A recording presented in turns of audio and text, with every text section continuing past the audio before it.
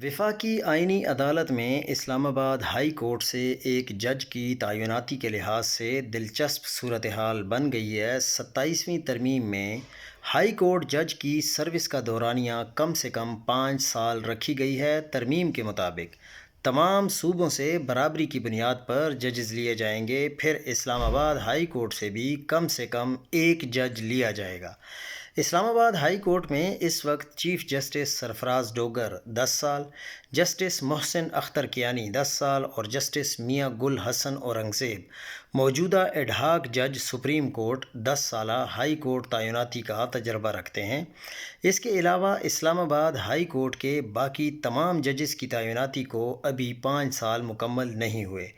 Justice Babar Sattar और justice Tariq Jahangiri को 20 दिसंबर 2025 को 5 साल होंगे।